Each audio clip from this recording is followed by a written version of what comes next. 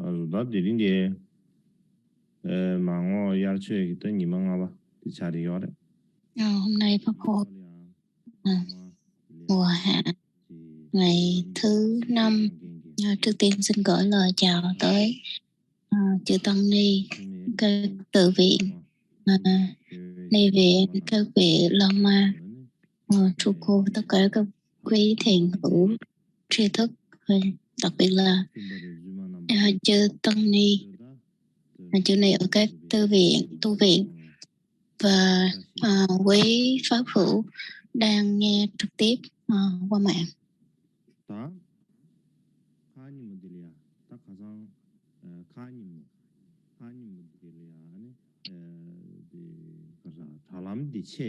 Hôm trước bị gián đoạn nửa chừng là cái lúc mà đang bắt đầu thì bị gián đoạn, cho nên là không có thể tiếp tục được. Lúc đó nó bị gián đoạn ở chỗ nào nên cũng không có rõ. Nên hôm nay đầu lại cái phần mà cái sự lãnh đạo của tăng đoàn sau khi mà Đức Phật nhập Niết Bàn như thế nào. Tôi sẽ bắt đầu từ đây.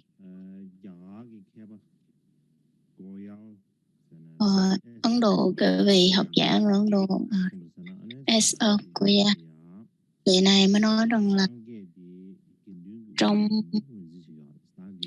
lúc mà Đức Phật còn tại thế, Đức Phật là cái vị mà lãnh đạo tăng đoàn, giáo chủ. Vị lãnh đạo của tăng đoàn lúc đó ai cũng công nhận là Đức Phật là cái người lãnh đạo tăng đoàn. Và làm sao chúng ta có thể biết được cái vấn đề đó? Vì khi mà Đức Phật còn tại thế, một người muốn gia nhập tăng đoàn, muốn vào đặt Phật thì phải quy y Tam Bảo. Và quy Tam Bảo thì quy y Phật Bảo. Phật đó là cái người mà chỉ cho chúng ta biết cái con đường để giác ngộ. Cho nên là Đức Phật, qua cái lý do đó, Đức Phật là cái người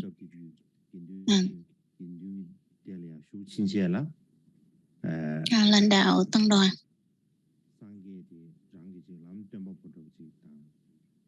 Cho nên rằng là Đức Phật là cái người mà lãnh đạo cũng như là giáo chủ cùng chấp. Nhưng mà nó hơi khác biệt một chút xíu, đó chính là vào cái thời Ấn Độ bây giờ thì có rất là nhiều tôn giáo khác nhau, và mỗi tôn giáo đều có một vị giáo chủ khác nhau. Và đối với Phật giáo thì cái vị giáo chủ khác hơn so với những cái tôn giáo khác, đó chính là các vị ở tôn giáo khác thì họ có rất nhiều cái quyền và dường như bắt các vị đó phải đi vào trong giáo đoàn của các tôn giáo của họ. Nhưng mà đối với Phật giáo thì khác. Mà Đức Phật là cái người chỉ cho mình như thế nào vào tăng đoàn thì phải có cái cuộc sống như thế nào và thực hành như thế nào để mà đúng với tư cách tăng. Cũng vậy, vào cái thời vào trong tương lai sau khi Đức Phật nhập Niết Bàn thì ai là cái người mà dẫn dắt chúng tăng? Thì Đức Phật mới nói đó là chính bản thân mình là dẫn dắt mình. Cho nên là không có bất kỳ một cái vị nào sẽ là cái người kế vị trong tăng đoàn.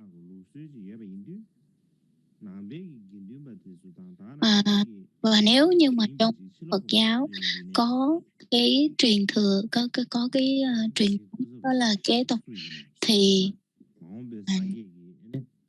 không có trở thành cũng không có giống như những cái tôn giáo khác, và Đức Phật đã không làm như vậy. Và rất là nhiều người thời đó, khi rất là nhiều người thỉnh với Đức Phật rằng là sau khi Đức Phật nhập Niết Bàn thì ai là cái người mà cái vị Đức Phật. Và mặt khác thì chúng ta biết rằng là cái vị Đề Bà Đạt Đa, ông Đề Bà Đạt Đa là cái người gây ra rất là nhiều cái mâu thuẫn đối với Đức Phật. Và Đề Bà Đạt Đa là người anh em họ của Đức Phật, và ông mâu thuẫn rất là sâu sắc đối với Đức Phật, bởi vì lúc nào ông cũng nghĩ rằng là khi mà Đức Phật nhập niết bàn, hoặc là cái người mà không, Đức Phật không tạo tăng đoàn nữa, thì ông mới sẽ là cái người mà lãnh đạo tăng đoàn. Nên là ông mới thưa Đức Phật là hãy cho các cái vị đệ tử đi qua bên tăng đoàn của ông ấy đi. Đức Phật không có chấp nhận, cho nên chính vì vậy mà từ cái lý do đó Đức Phật và Đề Bà Đạt Đa đã mâu thuẫn càng ngày càng lớn. Nhưng mà lúc đó Đức Phật đã không làm như vậy, thì Đức Phật không có giao tăng đoàn lại cho ông vì lý do gì? Có nghĩa rằng là lúc đó Đức Phật đã làm một cách rất là dân chủ, hỏi thăm rằng nếu như mà tăng đoàn chấp nhận hay tăng đoàn không chấp nhận, tăng đoàn không có chịu theo hoặc có chấp cái đức hạnh của cái vị Đề Bà Đạt Đa này.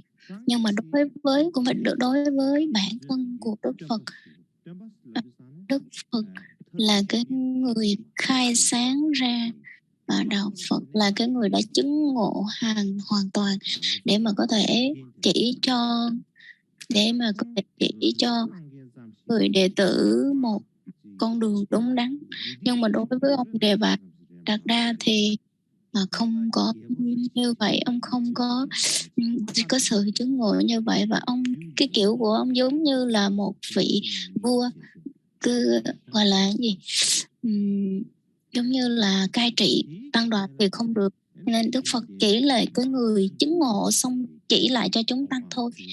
Thì nhưng mà ông Đề Bà Đạt Đa không làm như vậy, cho nên cái cách của Đức Phật, cái hành động của Đức Phật làm nó rất là dân chủ, cho nên là lúc mà Đức Phật mới nói rằng là chính bản thân mình mới là cái người mà bảo hộ cho mình và dẫn đường cho mình, chứ không có ai giúp mình và bảo hộ đường cho mình đâu. Cũng vậy, Đức Phật nói rằng là phải nương tựa nơi chánh pháp, chứ không nên nương tựa nơi chỗ khác. Bình thường thì có 3 cái pháp quy y, Phật, Pháp và Tăng Bảo, nhưng mà cái mà có thể cứu vớt mình ra khỏi cái khổ đau đó chính là chánh pháp. Cho nên là quy y Pháp mới là quy y chân chính, chứ quy y một cách đích thực đúng nghĩa, chứ không phải là quy y những cái khác thì nó chỉ là bên ngoài thôi. Cũng không quy y Phật, cũng không quy y những cái người khác, và quy y chánh pháp đúng nghĩa đó chính là pháp bảo. Cho nên là cũng được có bám chấp vào cái thân tướng của Đức Phật, mà hãy nương tựa vào giáo lý của Đức Phật dạy.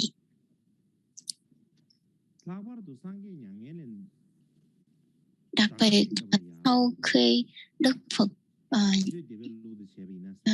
ngay khi mà Đức Phật sắp nhập niết bàn, vào thời điểm mà Đức Phật sắp nhập niết bàn, Đức Phật đã nói với các cái vị các cái vị mà thanh văn du giác, họ quan điểm rằng là Đức Phật nhập niết bàn rồi thì giống như là ngọn đèn tắt rồi, không còn cái gì nữa, cho nên là họ không có bất kỳ một cái chỗ nào để bám chấp vào, nên họ khuyến khích các đệ tử mình. Nên Đức Phật mới khuyến khích rằng là các ông đừng có bám chấp vào những cái đó, mà hãy nương tựa và quy y vào pháp bảo. Cho nên là các cái vị học giả nghiên cứu, người ta cũng nói rằng là đây có thể là một cái lời nói đúng, và họ tin vào điều đó, bởi vì rằng là khi mà Đức Phật nhập niết bàn, sau khi mà Đức Phật nhập niết bàn ở tại vương quốc Makeda đó, thì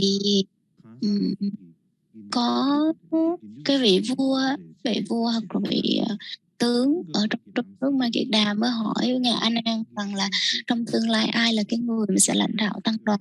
Thì A Nan Đà mới trả lời rằng là ngài A Nan mới trả lời là trong tương lai thì hãy nương tựa vào pháp bảo, là nương tựa vào tự pháp, và chính mình là cái người dẫn dắt mình. Lúc đó mình nói tóm lại, mình thấy rằng là nhìn chung Đức Phật rất là dân chủ và luôn theo cái phong cách là cái đường hướng. Nếu như toàn bộ tất cả đều phải được sự chấp nhận của tăng đoàn thì mới được. Và trong tăng đoàn thì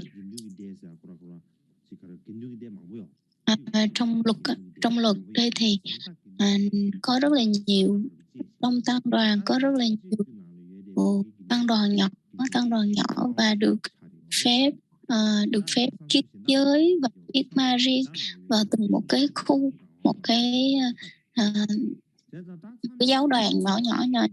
Và trong một cái giáo đoàn nhỏ đó, cái cuộc sống của chư tăng như thế nào thì các cái vị trưởng thượng, các cái vị trưởng lão trong tăng đoàn, các vị trưởng lão trong tăng đoàn họ sẽ nhóm lại, và chư tăng sẽ là người bầu các cái vị đó ra để mà có thể trông coi tăng đoàn.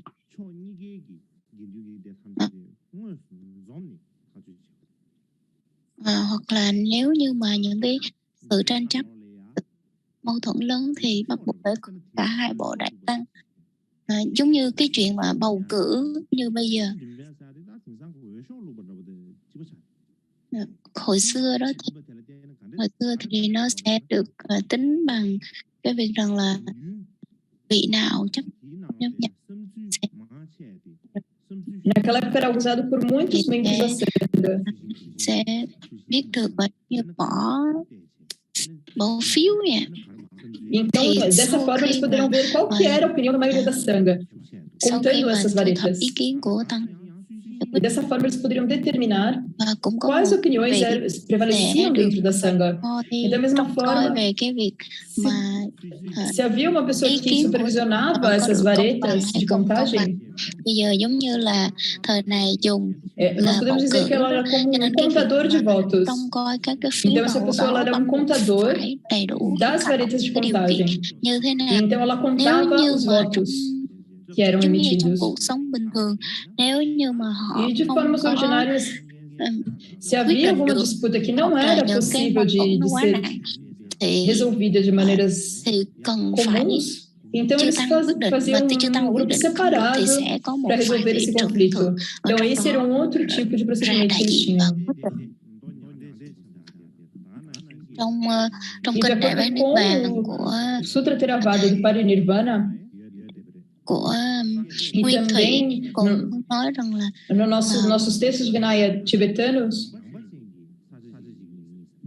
ở một cái vùng, quando se fala das pessoas da área de Vrije, có thể là vùng provavelmente isso é perto da área de Vaishali, havia pouco uma disputa das pessoas de Vrije e do povo de Magadha.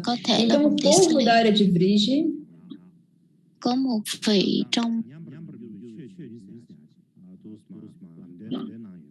o Buda ensinou a eles os 7 dharmas que previnem a ruína, para que eles fossem prósperos. E da mesma forma, ele ensinou a essa Sangha muitos dharmas. E há muito para dizer a respeito disso, mas devido ao pouco tempo eu não falarei a respeito disso em detalhes. Mas em todo caso, a organização das Sanghas era democrática. Era uma instituição democrática. A Sangha como um todo tinha autoridade. Nhưng mà Đức Phật là cái Então a người questão có é quyền hành việc trong tăng đoàn. Nếu mà qual a autoridade que o hỏi Buda như tinha vậy, Đức dentro da Phật là Sangha? có quyền như thế nào trong tăng đoàn, thì các cái nhà nghiên cứu Agora, hiện pensando a đại respeito disso, pesquisadores họ đưa ra modernos, eles têm những posições muito diferentes. ý O kiến khác estudioso nhau. Trong japonês đó có một vị học Uihakuju, giả người Nhật Bản tên là Uihakushu mới nói rằng là Đức Phật không có bất kỳ một cái quyền hành gì trong tăng đoàn cả. verdade Đức particular, que ele não Phật tinha nem là poder một na trong Sangha. E que o những Buddha, ele thành mesmo, viên trong tăng đoàn, era là como một vị um tăng membro trong da tăng đoàn comunidade. thôi. Ele era apenas um indivíduo, membro Nên da Đức Phật Sangha. không có bất kỳ Ele não tinha cái nenhuma quyền hành autoridade gì hết. especial. Essa, Và tiếp ao theo menos, là era a một forma que o vị Buda S. pensava, é o que ele Watanabe. diz.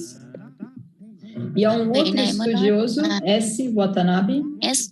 Watanabe e ele diz mới que, nói em rằng termos de prática budista, não há về realmente cái phương dúvida diện sobre quem tem đối autoridade ou với Phật não. giáo không có cái chuyện là ai có quyền hành nhiều Não hơn, há hoặc là ai có procedimentos thẩm quyền hay không có thẩm quyền hết. Cái câu chuyện đó mình không có dessa nói forma tới trong Phật dentro giáo do được đâu. budismo, ele diz. Và có một vị khác nó nói rằng là một E vị também tên há là S. um estudioso, S. Dat, mới nói rằng là que diz que dentre os budistas, trong đạo Phật mà nói rằng là quyền lực và ai là người có quyền hành ở não trong havia đạo nenhuma Phật pessoa que thì tinha dường um như poder không básico có cái ou câu a chuyện capacidade de influenciar a Sangha một vị khác tên là inteira. E também um outro estudioso, Matsumoto B. mới nói rằng Matsumoto, que ele diz que khi durante a mà vida do Đức Phật Buda, còn tại thế trong khoảng 100 e também năm por mais 100 anos sau đó, após o từ Buda khi Đức passar Phật para o còn tại Parinirvana, thế cho tới 100 não năm sau houve khi Đức Phật nenhum líder do thì budismo cũng que không có pudesse bất ser kỳ một considerado cái como vị sucessor do nào gọi Buda. là lãnh đạo tăng đoàn. Và E một vị também há học giả outro khác estudioso, K.N. Jayatilak, ele diz Tekale.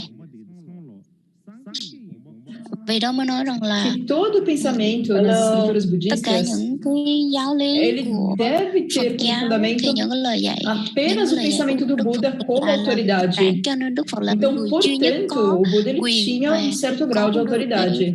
quyền E năng da về mesma cái forma, um outro estudioso chamado thẩm quyền Kikigawa, ở trong ele tăng disse que đoàn. quando o Buda estava Còn vivo, một vị khác là ele sim, ele tinha autoridade. E a razão para isso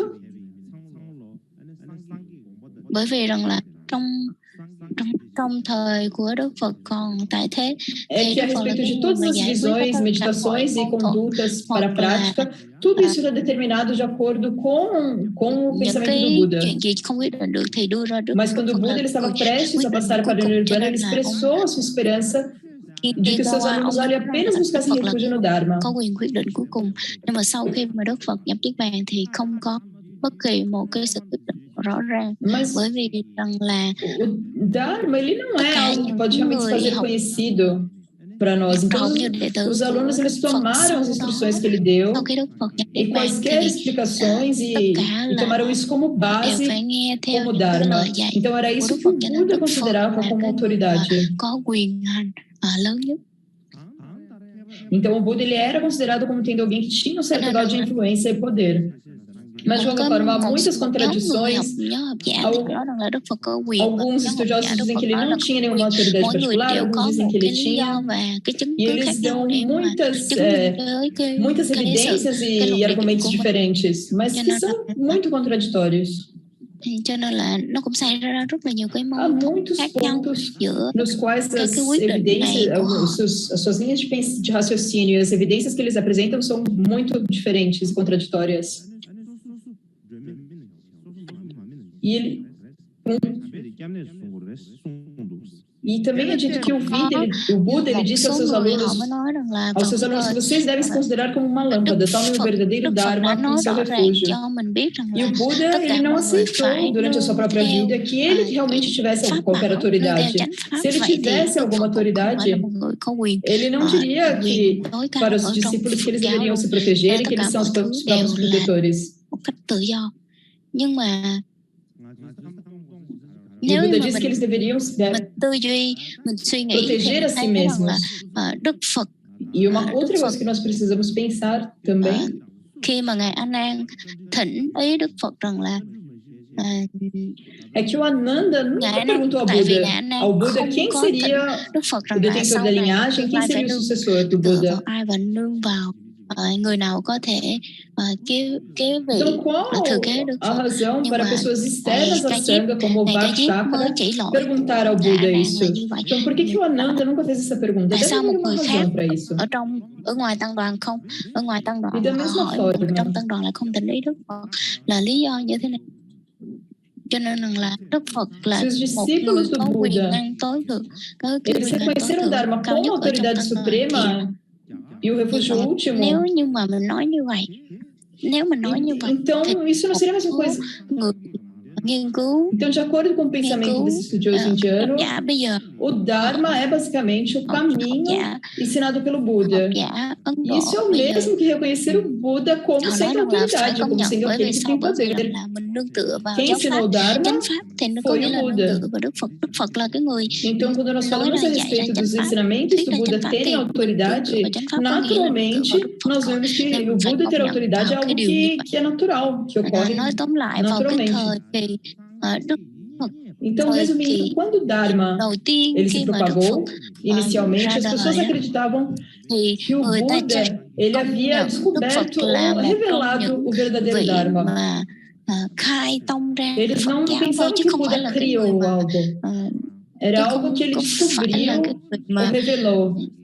Ele tìm ra giáo descobriu e lý, hoặc là revelou a người verdadeira mà natureza. sáng tạo ra một cái tôn E giáo như então vậy. o Buda Không phải ensinou a như vậy, cho respeito nên da sua là experiência. mình cần phải nhìn nhận như vậy, và mình phải hiểu E o rõ Buda, quando ele được rằng là những despertou cái lời của Đức Phật para a dạy đó là iluminação gì, perfeita, và ele cái tôn reconhece chỉ a sua verdadeira natureza como trong ela lời é. dạy của Đức Phật là như thế nào. Mình phải biết được cái bản tánh của các E o que ele pháp diz nó như thế nào, que chứ không thể tenham os Budas nói lơ mơ được. aparecidos, quer os Budas apareçam ou não, a natureza do Dharma é a Cho mesma nên là para cái vị sempre. học giả E người por Ấn essa Độ đấy, razão, esse estudioso, ông甚至于写都对。 một então esse é o vị học giả pensamento người Hàn de Quốc um tên là estudioso Chai indiano. Chi-chu. Mas essa também é uma visão muito Nên là parecida ông nói rằng là com ông mới o giải thích rằng estudioso là coreano Chai Shin-woo. E ele diz que essa explicação do Goial parece boa, mas ele diz que quando os ensinamentos do Buda eles khi se mà espalharam inicialmente, Đức Phật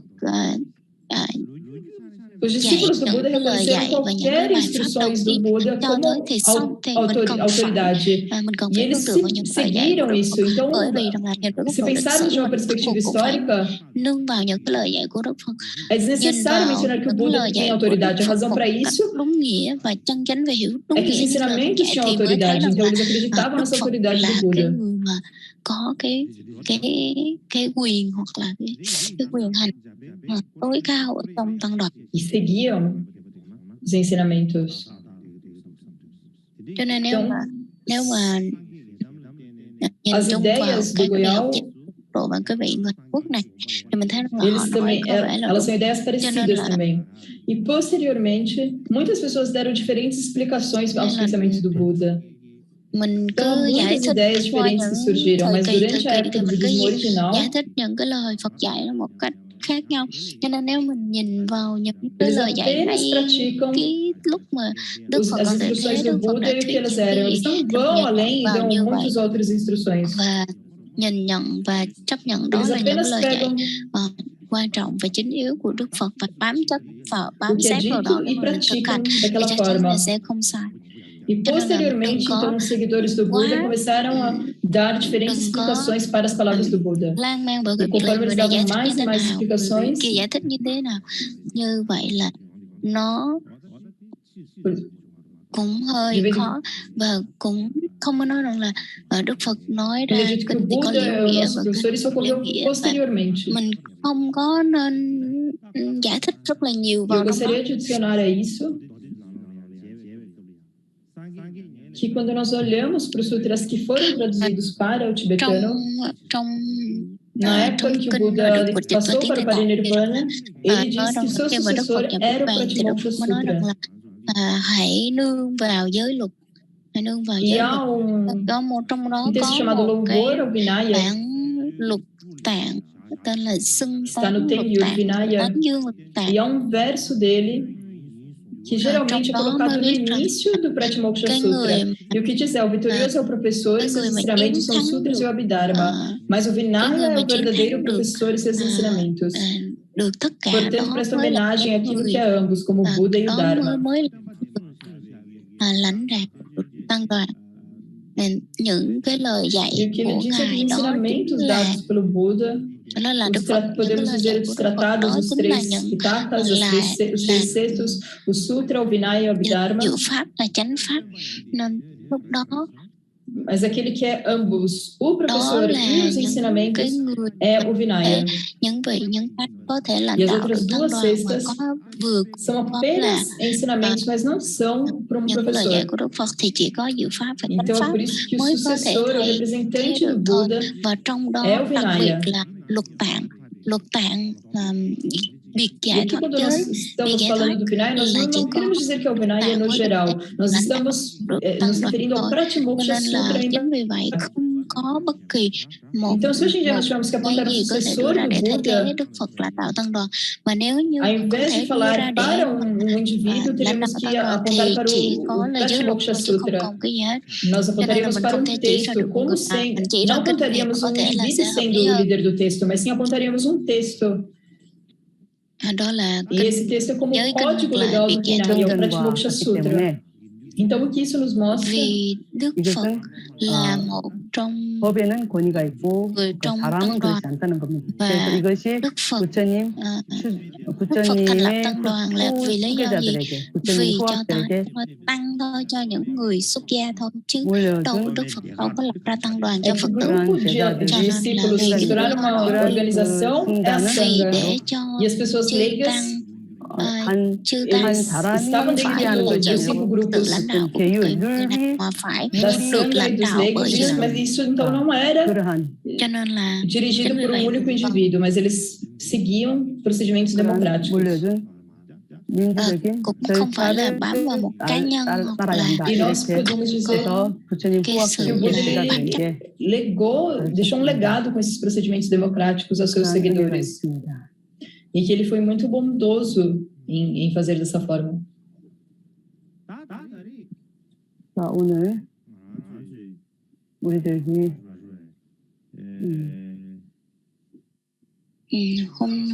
bây giờ chúng ta cái chủ đề mà chính của pháp hội này đó chính là đó chính là nguồn gốc một chú, nhưng mà chắc có lẽ là năm nay chúng ta vẫn chưa đi vào cái chủ đề chính, đó chính là gốc của một chú đâu. Nós deveríamos falar a respeito da origem do mantra secreto. Talvez só chegamos nesse ponto no próximo ano. Mas o tópico é o mantra secreto, mas realmente leva um grande período de tempo para conseguir chegar até as origens do mantra secreto. Então, antes de falar das isso é necessário falar das origens da Sangha, as origens do monastério e as origens do Vinaya. E o ponto disso é que, no geral, quando nós olhamos para a história budista, 일반적으로 말할 때 사원, mình cần phải biết được cái bối cảnh giới luật hoặc là chư o tăng surgimento inicial da Sangha, dos monastérios. nói về lịch sử, Claro, são nhưng coisas không muito thể không nhắc importantes, tới elas lịch são sử. uma parte significante da história. Eu não tenho escolha a não ser falar disso, mas particularmente quando eu falo nói tới đạo das Phật origens do Vajrayana, é muito importante falar cũng không thể nào nói tới tăng đoàn, bởi vì trong giới luật nói rất là nhiều cái và liên quan tới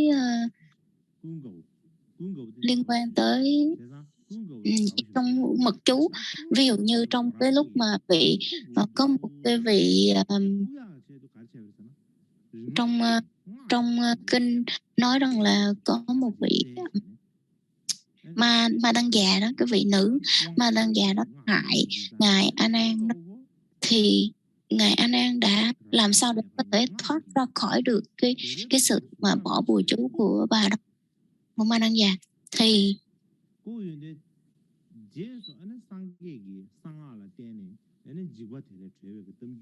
sau đó Đức Phật đã dùng sau đó đã dùng mật chú để mà cứu anh An ra khỏi cái phần đó. Thì một lần nọ cũng trong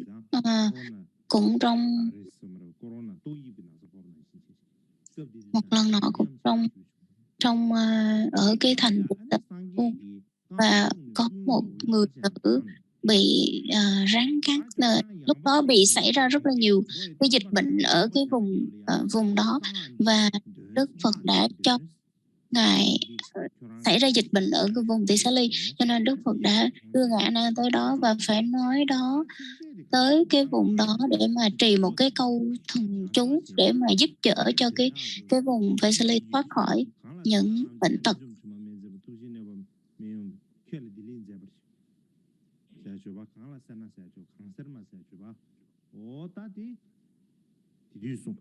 Và trong đó thì Ngài đã dùng cái câu thần chú của Đức Phật và cái bài kinh mà Đức Phật truyền cho Ngài A Nan để đến đó, để Đức Phật đã Ngài A Nan tới đó là trì tụng và như là kéo những cái người trở về và đã kêu gọi cái linh hồn mà đã chết đi. Thì trong luật đều có nói hết những cái câu chuyện như vậy. Trong luật nói rất là rõ ràng. Cũng có một cái chuyện khác, đó chính là có một vị nữ, có một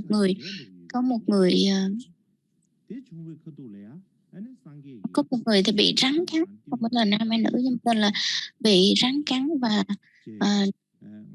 và Đức Phật đã nói, đã thuyết 6 câu, đã trì 6 câu, như là mấy câu thơ hoặc là 6 câu. Và Đức Phật trì 6 đoạn thôi, chứ không nhiều, qua 6 câu thôi. Và trong đó nói rằng là khai thị cho cái vị này không có bị đau. Cho nên là qua đó mình thấy rằng là cái xã hội thời bây giờ người ta nương vào thần chú, mật chú rất là nhiều. Ví dụ như mình đau bây giờ mình không có uống thuốc liền đâu, mà mình uống thuốc, nhưng mà cũng có một số bệnh tật mình lại trì chú, cho nên rằng là dường như thần chú nó có cái công lực giống như là uống thuốc luôn. Cho nên rằng là có thể cái công dụng của thuốc và công dụng của thần chú dường như lúc đó nó cũng có năng lực rất là mạnh. Cho nên là chính vì vậy mà một cái truyền thống mà mật chú cái thời đó nó bắt đầu truyền thừa. Trong tiếng Phạn thì mật chú có nghĩa là mantra. Thì trong đó chữ man là mana, đó có nghĩa là tâm, còn chữ tra có nghĩa là bảo vệ, bảo hộ. Nghĩa là cái nghĩa trong câu này là bảo hộ tâm ý, bảo hộ tâm của mình.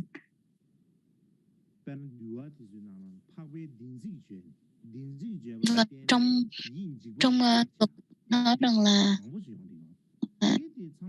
lúc nào cũng có cái câu rằng là bảo hộ tâm ra khỏi cái sự nguy hiểm. Thì ở trong luật nhắc rất nhiều về cái tâm, cho nên là chính vì vậy nó có cái sự liên hệ mật thiết vào từ cái khi mà giáo lý Đức Phật thuyết cho tới bây giờ, nó có cái sự liên hệ rất là mật thiết. Cho nên nếu mà mình quan tâm tới cái điều này rồi thì rất là quan trọng. Cũng vậy, nếu như mà nói tới mật chú thì bắt buộc mình không thể nào không nói tới tăng đoàn, bởi vì rằng là đại thừa nguyên thủy hay là mật thừa đều có cái dấu ấn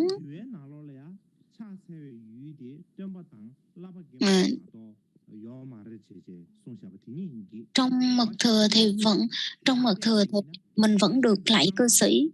Nếu như mà tu cao thì vẫn được lạy cư sĩ, nhưng mà đối với trong luật thì chỉ được lạy Phật và lạy chư Tăng thôi, chứ không được lạy cư sĩ.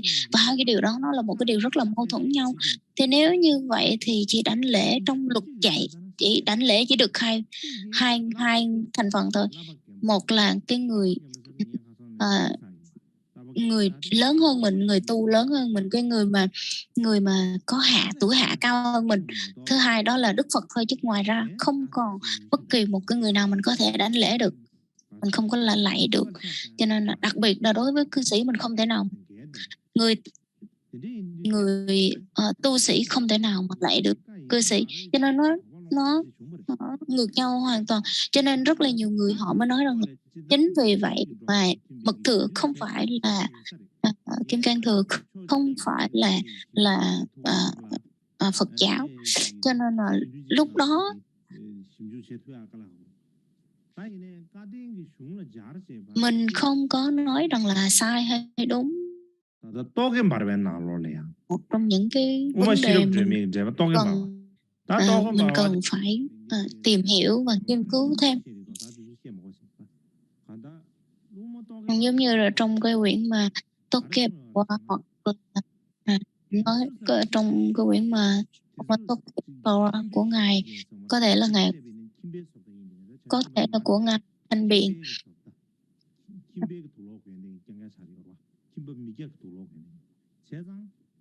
Thì trong đó có một số trong đó nói rằng là không biết là người ta nói rằng không biết là có phải là một cái bộ luận chính xác không, mà trong này mới nói rằng là ngài Quán Thế Âm là một trong cái vị cư sĩ với một cái trang phục của một vị cư sĩ, cho nên là hóa thân thành để mà giúp đỡ chúng sanh. Nên trong đó thì rất là khó để mình chấp nhận được là Đức Phật ngài Quán Thế Âm Bồ Tát là một hóa thân thành nhiều cái hình tướng khác nhau. Đức Phật cũng đã nói là Đức Phật đã từng hóa thân thành dưới rất là nhiều hình thức của những cái vị khác nhau để mà có thể hóa độ cho chúng sanh. Cho nên là nếu như mà đối với một vị đối với chư tăng thì chỉ hóa thân thành chư tăng, nhưng mà chỉ hóa thân thành những người tu sĩ thôi thì nó rất là phiến diện. Cho nên là cái mục đích là để làm hóa độ cho chúng sanh, cho nên còn phải hóa hiện thành nhiều hình tướng khác nhau của chúng sanh để mà hóa độ cho chúng sanh. Cho nên là có lúc thì Đức Phật hóa thân thành người thợ xe, thợ rèn, hoặc là một cái người thợ săn này kia. Cho nên là đôi lúc thì cũng có những cái hóa thân của một vị cư sĩ, hoặc là nói những cái câu chuyện của người cư sĩ để mà hóa độ.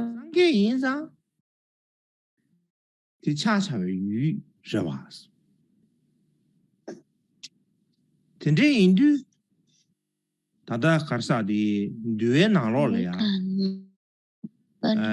로준이죠. Sống hơi bị yếu. 뇌래야 상계래야 아니. Cho nên là trong 다 디제래야 양견홍아 슈머. thế nhiều ngà 됐어. Trong luật mới nói rằng là lúc mà mới bắt đầu truyền trao giáo pháp thì có ông Kiều Trần Như, thì Nam Mô Nêu trong những người rất là khó tính chứ không phải là dễ. Mà lúc mà Đức Phật mới bước chân tới, tất cả các vị này đều là một trong những cái hình tướng của các vị đều là cư sĩ hết. Nhưng mà khi Đức Phật vừa tới thì họ nghe một cái lời dạy của Đức Phật là tức thì đã chứng đắc. Cho nên là mình không thể nào bám chấp vào cái việc rằng là cái hình tướng như thế nào, cho nên là cần phải xét vào cái hành kiểm ở bên trong, cái năng lực tu của mình như thế nào. Chứ còn mặc dù họ có cái hình tướng của một cư sĩ thì cho nên là Đức Phật đã khen Kiều Trần Như. Đây là những người đã chí chứng vào kiết đạo, sa môn chân chánh chẳng hạn như vậy. Đức Phật đã nói một cái lời tán thán như vậy. Là tùy dù cho họ có, cũng có một số người nói rằng là bây giờ dù sao ở bên trong họ tu được như thế nào, họ có phải là hóa thân hay không, họ tu tới cỡ nào, mình đối với một cái tu cũng không được lại một cái cư sĩ, bởi vì sai với luật. Cho nên là họ mới trong cái quyển Tokeba cũng biệt mới nói rằng là nếu mà mình lạy cái vị đó thì mình lạy cái gì? Mình lạy những cái công hạnh, cái đức hạnh của họ, hay là mình lạy cái hình tướng của họ? Nếu như mà mình chỉ lạy những cái ở trong cái sự chứng ngộ, cái tu của họ thôi, cái chất tu của họ thôi, chứ mình không thể nào mình lạy cái hình tướng ở bên ngoài.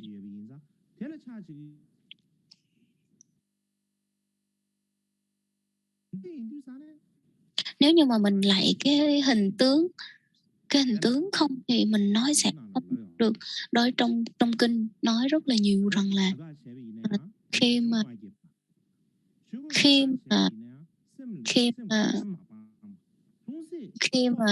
xuất gia, mặc dù có những người xuất gia tuy là họ đắp những cái y, nhưng mà với thực sự họ trong lòng họ chưa thực sự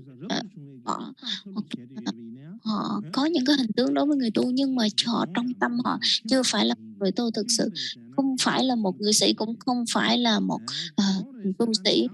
Nhưng nói họ là người tu cũng không đúng, bởi vì rằng là trong tâm họ chưa có tu. Còn đối với một người cư sĩ, nói một người cư sĩ thì là hình tướng của họ là một người nữ tu, cho nên họ cũng không phải tu sĩ mà cũng không phải là cư sĩ, cho nên rất là khó. Nếu như mà mình xét vào cái sự tu ở trong để mà mình đánh lễ thì nó mới đúng, chứ còn nếu như mà mình chấp vào cái hình tướng đó để mình đánh lễ thì chẳng khác nào mình đánh lễ một cái hình ảnh của cái ảnh của cái đèn cày thôi. Bởi vì cái đèn cày nó chỉ là một cái hình của cái đèn cày, thì nó không có một cái công năng của cái đèn cày nó cũng sáng được. Cho nên rằng là nếu như mà mình lạy một người tu thực sự thì hãy lạy cái phẩm chất của họ, chứ không thể nào lạy cái tướng bên ngoài. Trong đó cũng vậy, trong cái quyển luận Toke Boden cũng nói rằng là hãy lạy cái vị Bồ Tát.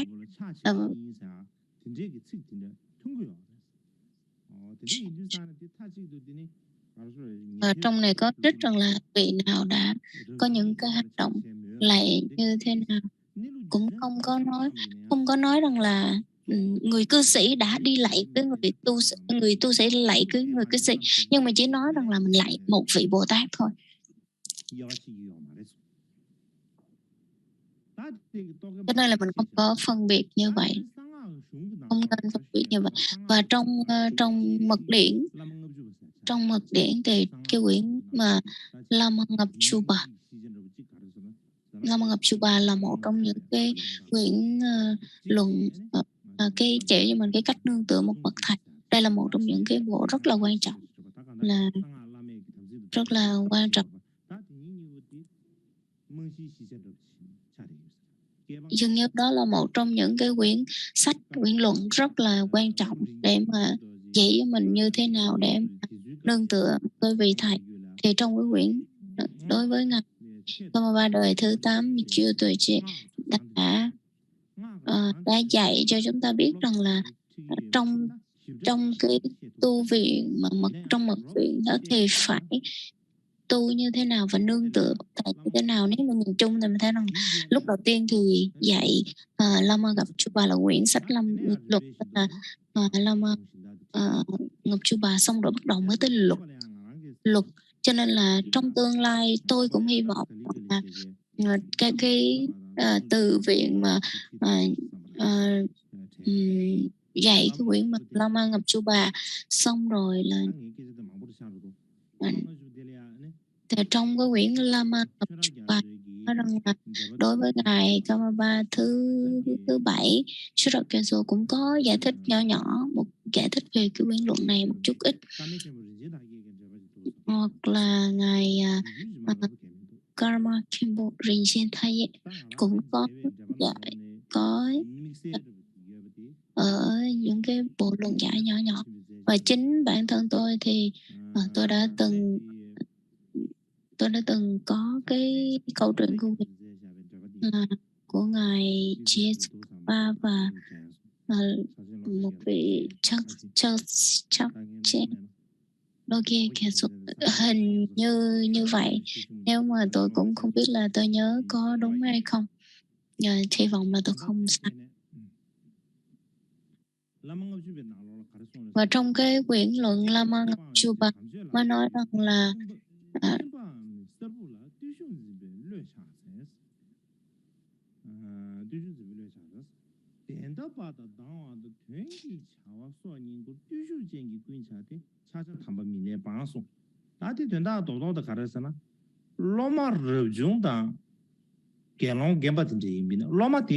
trong này nói rằng là đối với một người học trò, người thầy, những người thầy của mình, thầy là người tu, hoặc là Lama của Lama là một người cư sĩ, những người cư sĩ. Nếu như mà mình lạy cái vị thầy của mình thì dừng tất cả là tất cả. Nếu mà cái người mà lớn hơn lại cái người có tuổi hạ lớn hơn mà lại cái người mà tuổi hạ nhỏ hơn thì tất cả cư sĩ là chê. Cho nên nếu như mà người cư sĩ, người lớn tuổi, người tu sĩ hoặc là người tu sĩ mà lại cái người nhỏ hơn, người Hà Lạp nhỏ hơn hoặc là người cư sĩ, thì trước tiên cái vị cư sĩ đó phải để một bộ kinh ở trước mặt của mình để làm một cái hình tướng ngăn chặn khi mà mình lại lớn tuổi lại đó thì sẽ lại giáo lý hoặc là chánh pháp của Đức Phật.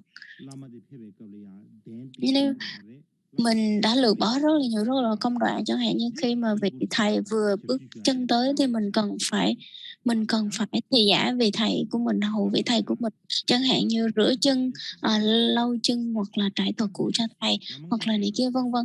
Nếu như mà vị đó là một vị thầy của mình thì tất tần tật những cái công việc như vậy đối với một học trò còn phải làm hết.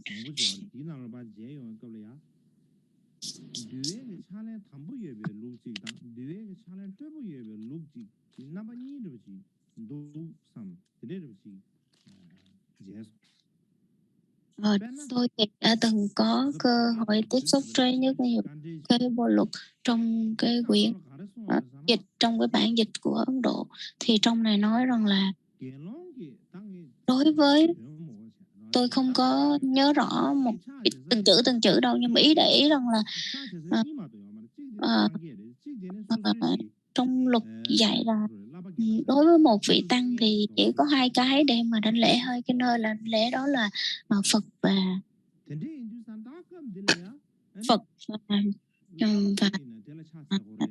tăng thôi, chứ không còn ai hết. Những người lớn tuổi, lớn hạ hơn mình thôi. Là trong nào mới nói rằng là nếu như vậy thì nó không có đúng với giới luật. Cái vị trả lời đúng rồi, ông nói là rất là đúng, nhưng mà Đức Phật nói như vậy là với mục đích rằng là dành cho nguyên thủy, thanh văn duyên giác thôi, chứ không phải là cho phong tục của mật thừa.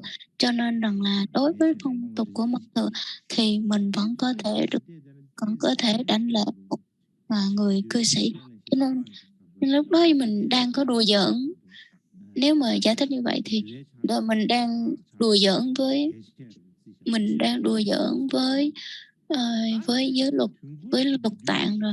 Cho nên là mình coi luật tạng nó cao hơn, xem mật thừa cao hơn luật tạng rồi. Cũng có một số người nói trong giải thích ở trong cái quyển mà Lama Ngọc Chu Bào này thì nói rằng là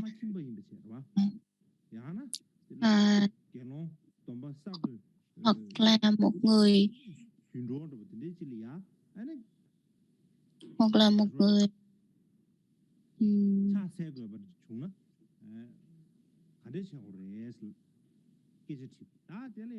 đối với một người nếu muốn lại một người cư sĩ thì phải làm như thế nào? Thì ông trong này mới nói rằng là tất cả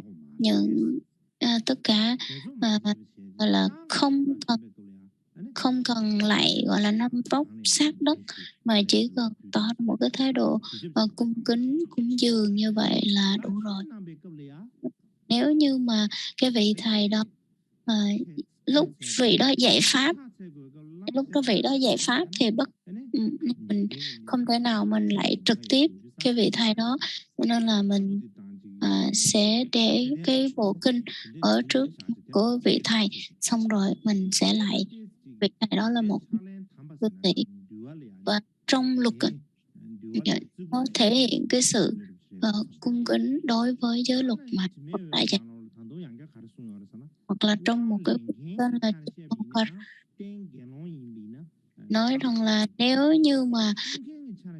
như mà quán trong lúc quán đảnh đó, mà cái vị quán đảnh đó là một vị tu sĩ thì là cực kỳ tốt, là tốt nhất, tối thượng là một vị người tu. Nhưng mà nếu không được thì sẽ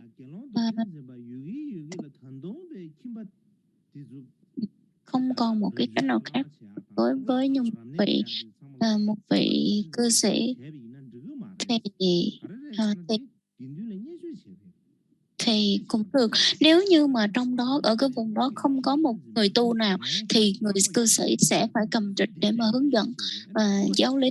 Nhưng mà nếu mà có người tu thì chắc chắn là người tu phải hướng dẫn, một vị tu sĩ sẽ phải hướng dẫn. Nếu như mà không người tu sĩ mà không làm mà để cho người cư sĩ làm thì đó là cái hiện tướng của giáo pháp đã suy đồi, đang suy đồi, và như vậy không được, và giống như là đang khinh thường các cái vị chư tăng. Cho nên là cũng có một số vị học giả Ấn Độ mới nói rằng là đó là mật thừa thôi, chứ còn mình không theo truyền thống đó. Nói tóm lại thì đối với trong kinh Biệt Giải Thoát Giới hoặc là Bồ Tát Giới hoặc là mật thừa, cái cách hành của mật thừa đó thì là một trong những cái điều rất là quan trọng và thâm sâu và thâm thúy. Nó không có dễ dàng, mình nhìn vào mình không có thấy nó dễ dàng đâu. Một mặt thì đối với giáo lý hoặc là Phật giáo Tây Tạng thì mình nghĩ rằng là Phật giáo là một trong những người là truyền thừa cả hai giáo truyền và giáo chứng của Đức Phật luôn. Nhưng mà lúc nào mình cũng làm cho nó đẹp lên. Nhưng mình nói rằng là chỉ là nằm trong giáo lý của Phật giáo Tây Tạng thôi thì mình thấy cũng hơi nghi ngờ, bởi vì rằng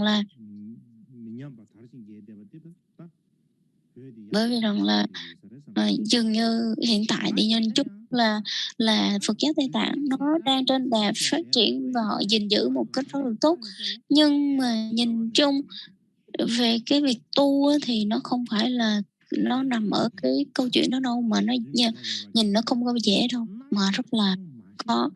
Ngài Milarepa mới nói rằng là nếu như mà không đi sâu vào cái chủ đề và đúng vào chủ đề đó là tu và hành, tu và đoạn, thì rằng là chỉ nói rằng là tôi đã học rất là nhiều, tôi đã coi rất là nhiều cuốn sách, như vậy thì chẳng có lợi ích gì hết.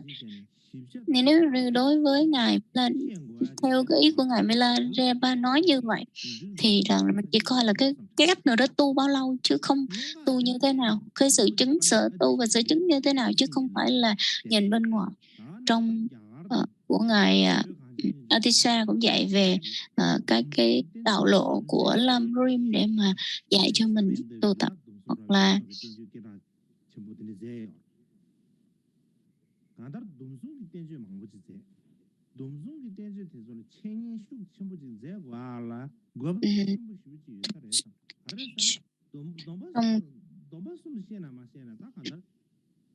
trong ba loại giới, trong ba loại giới mà nếu như mà mình là Biệt Giải Thoát Giới, mật giới và Bồ Tát giới, nếu như mà mình không có tu tập tốt về ba có loại giới đó thì tu cái gì cũng không có quan trọng, và dường như mình còn phải quan tâm và thực hành nó một cách nghiêm ngặt hoặc là nghiêm trì. Chúng ta nghỉ giải lao 30 phút.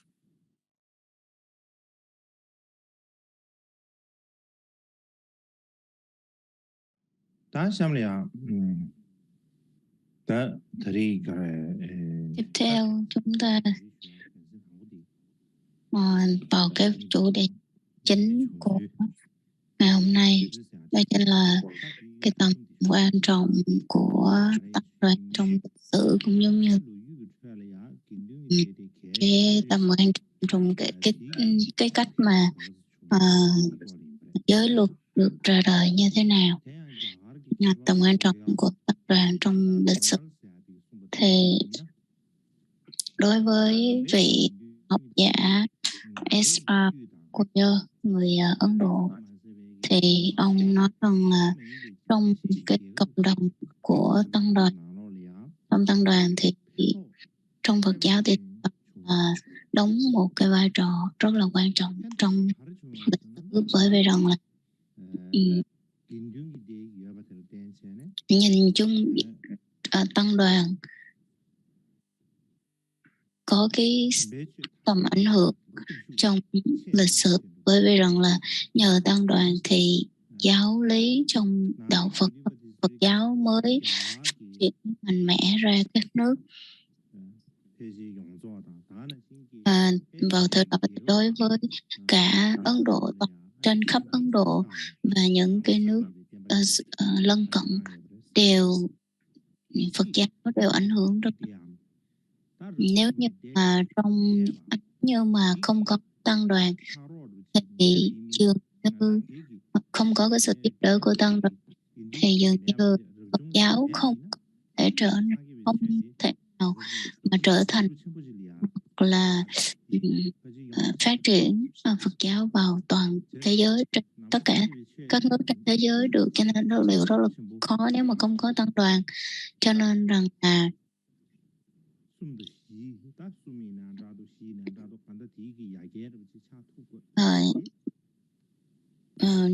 vào một cái góc độ là 3 hoặc 4 phần đều nhờ vào tăng đoàn giáo của đạo Phật mới có thể phát triển được. Và nếu như mà không hoặc các cái ngôi chùa hoặc các cái tự viện thì nó đã trở thành thì các cái của tăng đoàn hoặc nơi mà các chư tăng cư ngụ là một đánh dấu một cái nền tảng, là một cái cơ sở rất là lớn, bởi vì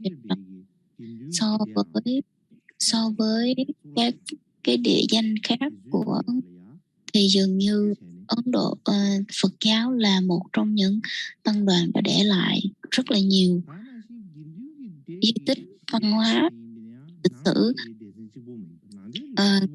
và trong cái sự giáo dục trong tăng đoàn không chỉ là một giáo lý của Phật giáo không, mà những giáo lý chung của các tôn giáo khác cũng đều học và cũng đều biết và uyên thâm hết.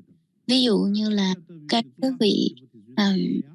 cái vị học giả Nalanda, các cái vị là hiền trí Nalanda đều rất là uyên thâm và giỏi trên mọi phương diện. Cũng vậy đối với những tu viện khác, đặc biệt là Phật giáo là trong những cái nôi của nghệ thuật và lịch sử khoa học. Bởi vì sao? Bởi vì nhìn chung rằng là các cái sự nghiên cứu và các cái mảng về nghệ thuật chẳng hạn đều bắt nguồn từ Phật giáo, chẳng hạn như Ajanta với lại Ellora ở miền Nam Ấn Độ, hoặc là những cái phương diện mà nghệ thuật từ Gandhari, chắc là cái hang động hoặc là nghệ thuật tên là Gandhari.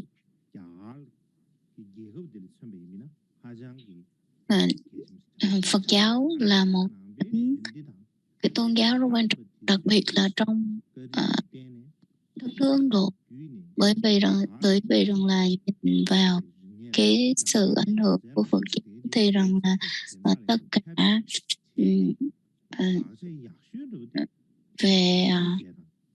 về các cái mảng mà ngôn ngữ, kiến thức, kiến trúc hoặc là nghệ thuật, tất cả đều đối với Ấn Độ đều phát triển rất là mạnh. đều bị ảnh hưởng bởi Phật giáo, hoặc là ở Trung Quốc rồi cái hành động như ở Trung Quốc hoặc là ở Syria ở Tích Lan, rồi các cái bích họa từ hang động của Ajanta đó nó ảnh hưởng rất là nhiều, từ nó được truyền bá và ảnh hưởng đến Trung Quốc và Tích Lan. Cho nên là nhờ vào những cái sự ảnh hưởng của Phật giáo đối với các nước khác, cũng giống như là truyền bá về Tây Tạng.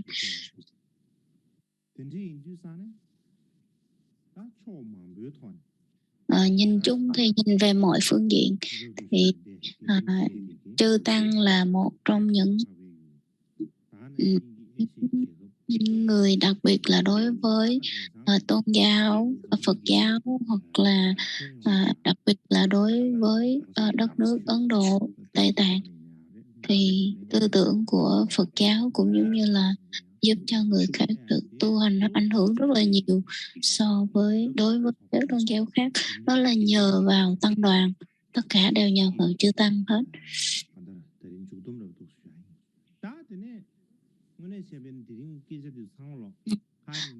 Sơ lược về đó, nhưng mà mặt khác thì đối với ngày hôm nay thì cũng muốn nói nhiều hơn mặt đó là bị cái mạng internet đó rất là yếu, cho nên là sẽ lược bớt để mà nói về các cái lần kết tập kinh điển. Thì hôm nay đó là cái kỳ kết tập kinh điển lần thứ nhất.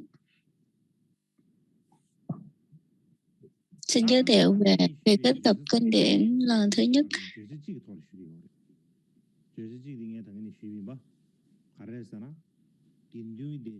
Cũng là một trong những cái chủ đề quan trọng ngày hôm nay, là Chư Tăng được tăng đoàn được thành lập như thế này, như thế nào các cái tụ viện như thế nào, giới luật được ra đời như thế nào.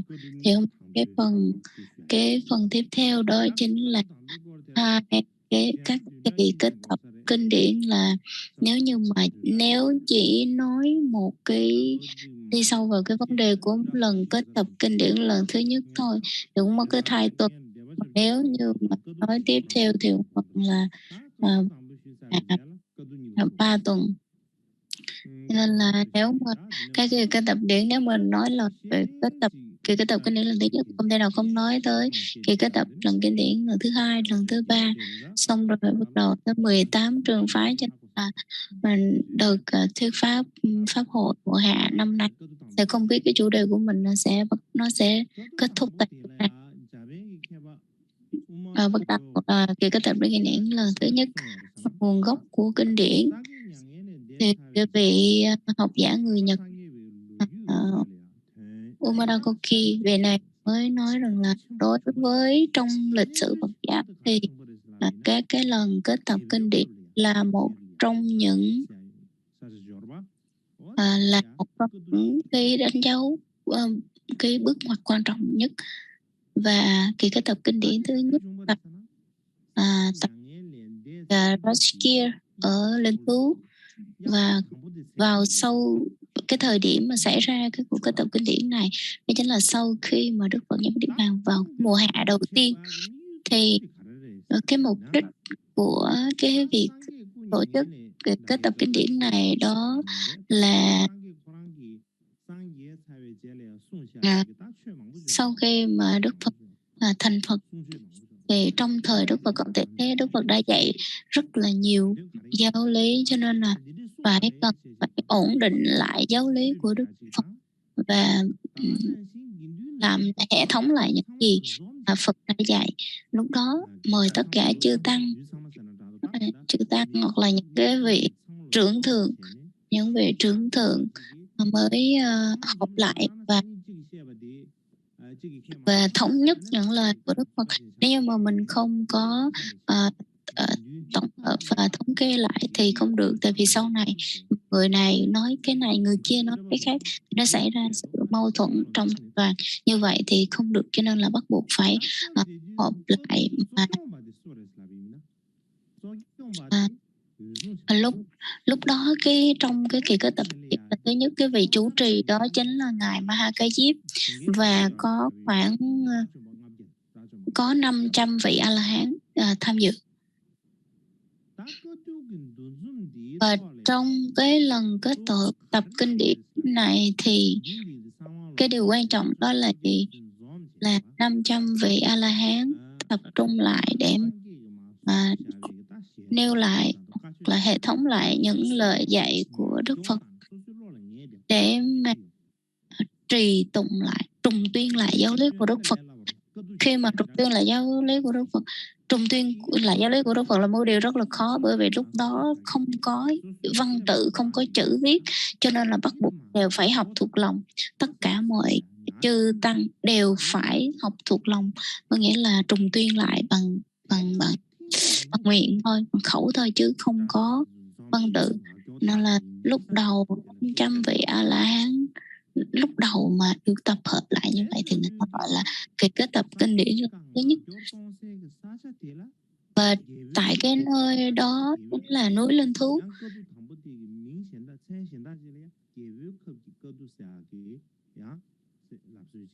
Cũng có người nói rằng là cái Linh Thú, và lúc đó có 500 vị A-la-hán, cho nên cũng gọi là cuộc kết tập 500 vị A-la-hán, cho nên người ta cũng đặt những cái tên khác nhau. Ý nói về các cái kinh điển là thứ nhất, vị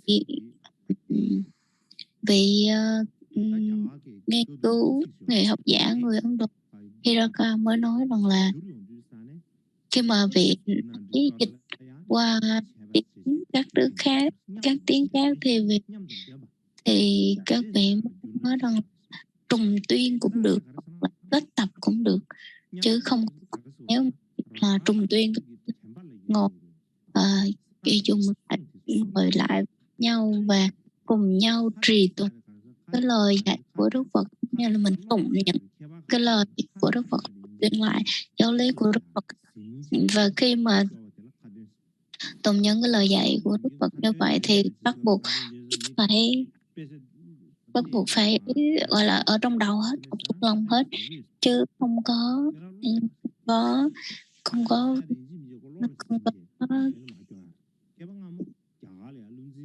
là mình đọc. Nếu mà mình đọc thì không được, cho nên là mình đọc thì không gọi là đọc. Bây giờ thì mình đọc chứ mình không có trùng tuyên. Với trong các cái kinh Vệ Đà của Ấn Độ giáo cũng đều là phải học thuộc lòng hết, chứ không có đọc lại, cho nên là tất cả mọi cái đều là trùng tuyên hết. Và người đó phải học thuộc ở trong đầu tuyên.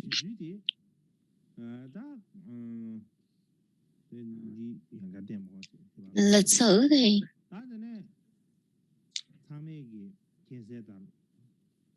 tất cả hiểu được rằng đối với lịch sử ở Ấn Độ, hay là nói lịch sử của đất nước Ấn Độ, hay lịch sử của Phật giáo, lịch sử của những tôn giáo khác cũng đều là làm sao mình có thể hiểu được, biết được như vậy. Thì cái về gọi là các cái khoa như chiêm tinh, khảo cổ, hoặc là lịch sử, tất cả các cái môn khoa đó, mọi các vị họ đều nghiên cứu xong họ sẽ đưa ra cái luận điểm của họ và tranh luận với nhau.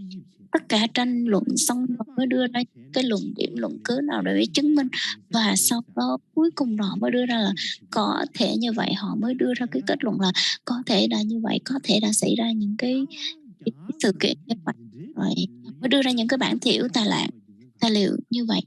Và tại sao trong cái lịch sử của Ấn Độ, mình liên quan tới lịch sử Ấn Độ cần phải có những cái vị đó nghiên cứu, nhiều vị nghiên cứu đưa ra những cái lý do khác nhau, luận điểm, luận cứ khác nhau, cái kết luận khác nhau. Bởi vì lý do có nghĩa là từ cái thời của Ấn Độ không quan trọng về lịch sử, chính vì họ không có ghi lại lịch sử, cho nên rằng là rất là khó. Nên chính vì vậy họ không ghi lại lịch sử. Bây giờ cứu là một điều rất là cực khổ. Cho nên nếu như mà họ nếu không ghi lại lịch sử, tại vì bây giờ chúng ta có lịch sử đâu để làm, có nghĩa là ở trên lịch sử đó nó rơi từ trên trời xuống hoặc là nó mọc từ dưới đất lên hay sao? Như năm ngoái tôi đã nói rất là nhiều về cái việc các cái nhà khảo cổ họ đến Ấn Độ và họ đã khai quật rất là nhiều tàn tích của lịch sử để lại. Cũng vậy, những cái đất nước xung quanh Ấn Độ như là Tích Lan, chắc có lẽ Tích Lan là hồi xưa cũng thuộc Ấn Độ, nhưng bây giờ thì nó là một đất nước riêng biệt.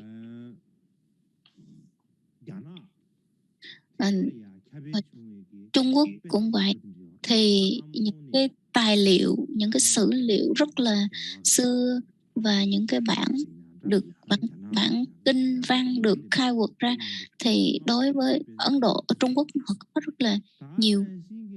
Và cũng vậy, cái thời thế kỷ thứ 5 hay thứ 6, thứ 6, thứ 7 gì đó, thì các cái vị mà đi hành hương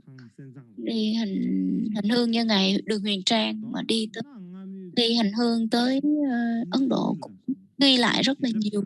Tóm lại vào cái thời đó các cái vị họ đã đi du hành, họ đi hành hương tới Ấn Độ, xong rồi họ nghiên cứu và họ kết luận, rồi từ đó mới có cái lịch sử cho mình nghiên cứu hoặc mình đọc được bây giờ. Chính vì vậy mà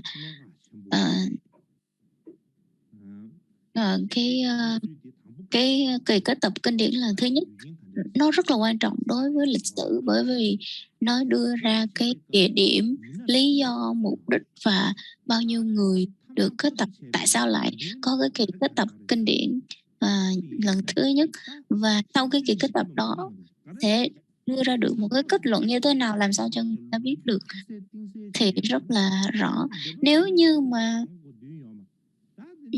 mà các cái kỳ kết tập kinh điển đó đã có văn tự thì rất là tốt.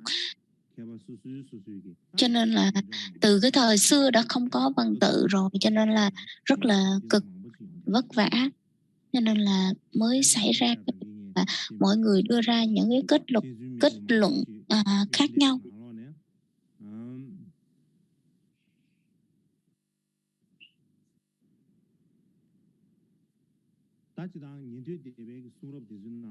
Đối với các cái sử liệu của Thanh Văn và Dương Giáp và bên Nguyên Thủy, thì họ đã có một số điểm nhưng là nó không có thống nhất, hoặc là không có thống nhất về cái cách miêu tả về nó khác nhau như thế nào. Nhưng mà họ cũng nói rằng là trong sách thì trong kinh sách của Đức Phật đã dạy những cái gì, và những các cái trường phái khác, cái tôn giáo khác, họ không có ghi lại các cái sử liệu của Phật giáo. Cho nên đó là một trong những cái điều rất là khó khăn trong Phật giáo. Nhưng mà ở đây chúng ta nhắc tới cái vấn đề là kỳ kết tập kinh điển lần thứ nhất, thì nó có hai vấn đề chính mà cần phải nhắc tới. Cái thứ nhất đó chính là đối với trong Phật giáo thì cái kỳ kết tập kinh điển thứ nhất nó là cái gì, cái điều gì được nêu ra trong kỳ kết tập kinh điển lần thứ nhất đó. Và cái ý thứ hai đó chính là các cái nhà nghiên cứu họ đưa ra cái kết luận gì về các cái kỳ kết tập kinh điển.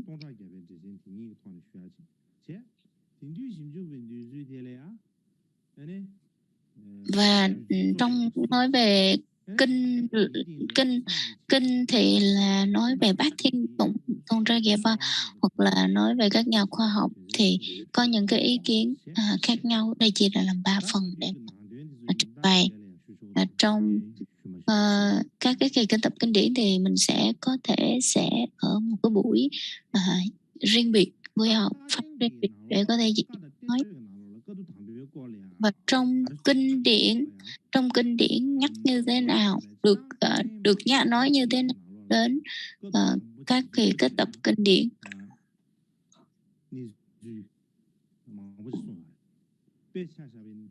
Rất là nhiều người nói về trong luận nói về như là Pháp Phổ Bộ, rồi trong kinh luận của Mahisasaka, hoặc là trong Nguyên Vĩ, hoặc là theo tập lục tụng, hoặc là theo trường thuật của ngài Huyền Trang, theo những cái sự đại đường Tây Vật Ký của ngài Huyền Trang, hoặc là đối với sử của ngài của vị vua Asuka, hoặc là nhất thiết khửu căn bản nhất thiết khửu bộ, rồi các cái bộ luật như theo kinh Đại Bát Niết Bàn, vân vân, rất là riêng lẻ. Nhưng mà nếu mà mình nói hết từng cái tất cả trong 18 bộ phái thì rất là rối, thì nó không đủ thời gian. Mà nói nhiều hết tất cả từng phái thì nó sẽ ra rối, bởi vì rằng là nó sẽ làm cho mình không biết cái nào là nói cái trường phái nào nói về vấn đề gì, nó làm cho mình rối. Nên hôm nay tôi sẽ trình bày hai vấn đề. Cái thứ nhất đó chính là theo tứ phần luật của qua cái bộ dịch của bên Trung Quốc. Cái thứ hai đó chính là cái bộ luận Xin Tôn ra kìa bạn, bộ luận Bát Nhã, có nghĩa là đại chế độ luận, có thể là đại chế độ. Các bộ luận nói về Bát Nhã của ngài Long Thọ, và cả hai cái này đều không có những cái bản dịch của tiếng Tây Tạng. Khi mà tứ phần luật thì nói tới ngài Sankhya, hoặc là Buddha Smriti, thì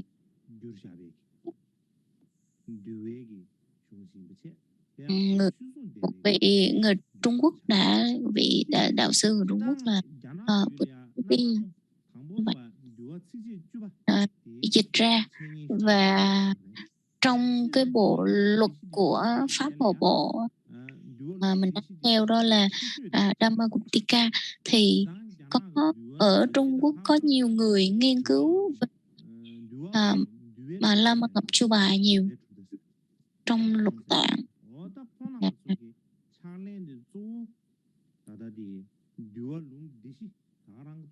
Và cũng có rất là nhiều người bên Trung Quốc là đa số theo cái trường phái của tứ phần luật, theo dựa trên cái bộ luật của tứ phần luật mà thực hành.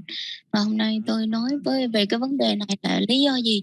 Có nghĩa rằng là một mặt đó chính là một bộ luật kinh điển của Phật giáo, và nó là một trong những cái bộ luật kinh điển của Đức Phật được dạy sớm, được dịch sớm qua tiếng Trung Quốc, đó là khoảng thế kỷ thứ 3, thứ 4 gì đó.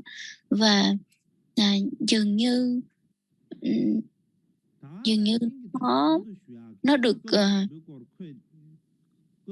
nó phù hợp với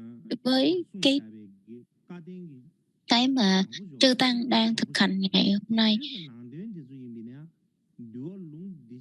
Và trong xét về mọi mặt thấy rằng là xét về mọi mặt thì thấy rằng là giữa các cái bộ luật tạng thì đối với tứ phần luật và các cái bộ luật khác thì nó có cái điểm tương đồng, nó nhiều hơn so với cái khác. Và một lý do khác nói về tứ phần luật đó chính là vì trong quá khứ nó được xuất hiện, đó chính là một trong những cái bộ luật rất là gọi là cũ xưa nhất. Và cái bộ luận của ngài Long Thọ viết ra ở đây, một cái bộ luận khác của ngài Long Thọ đó, thì cái bộ luận mà Sejintunra Kiệt Ba đó, nếu mà nó nhắc lại thì nó được sau này thôi, chứ không phải là vào thời xưa. Cho nên nếu mà nhìn chung để mình đọc hết cả hai bộ để mình có cái sự so sánh thì nó đem lại lợi ích nhiều. Và trong cái quyển của trong Sejintunra Kiệt Ba và những cái bộ sách khác để mà nói về các kiểu các tập kinh điển thì nó có cái sự khác biệt một chút xíu. Cho nên rằng là trong sách của Ngài Long Thọ nói về Ngài Sejintunra Kiệt Ba nói về cái lần kết tập kinh điển là thứ nhất nó mình cần phải biết, và không những là ở trong này nói rõ ràng tất tần tật về các kiểu cái tập kinh điển, mà còn nói tới cái đời sống của thần đoàn và cái phương pháp các chư tăng đi khắc thực thời xưa.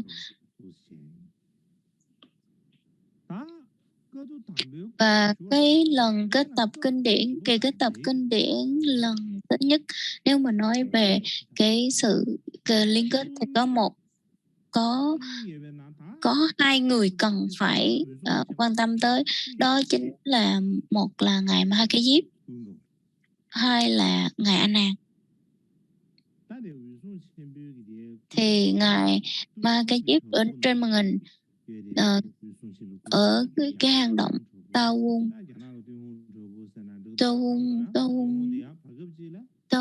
ở cái hang động Tao Hung, một hang động ở Trung Quốc, thì đây là cái tượng của ngài Ma Ha Diếp.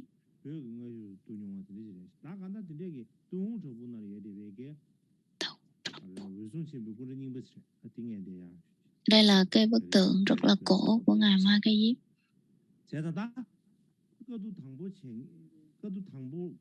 Vào cái tập kinh điển là thứ nhất có hai người quan trọng, đó chính là một là ngài Ma Ha Diếp, cái thứ ngày vị thứ hai đó chính là Ananda. Cho nên là hôm nay chúng ta sẽ kể chuyện về ngài Ma Ha Diếp. Ngài Ca Diếp tên là Mahakashapa, tiếng Phạn gọi là Mahakashapa, tiếng Tây Tạng gọi là, trong từ điển tên là Trà Chor. Thì ở trong này có hai nghĩa. Kashapa thì có hai nghĩa.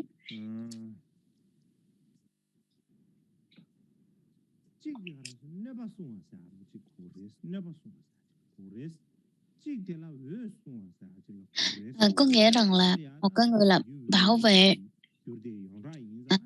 người bảo vệ những cái điều hoặc là ánh sáng, bảo vệ ánh sáng. Cho nên là đối với nhưng mà tiếng Tây Tạng thì nó cũng có các hai nghĩa thật là Huệ Xuân hoặc là Huệ Tung, có nghĩa là người uống ánh sáng. Thì trong tiếng Hán có một cái bộ sách nói rằng là Kasapa có nghĩa là nói về một cái gia tộc Bà La Môn. Tại sao gọi ông là Kasapa? Có nghĩa là ông làm cái thân của ông lúc nào cũng phát ra ánh sáng, cho nên là tất cả những người nhìn ông đều thấy ra phát ánh sáng, và nó đều ảnh hưởng tới những người xung quanh. Cho nên lúc nào nó làm như một con người mà hút ánh sáng, nhưng mà đứng gần người nào thì người nào có ánh sáng thì thân tướng của ông hút hết, cho nên mới gọi rằng là tên là Kasapa. Thì sau này từ khi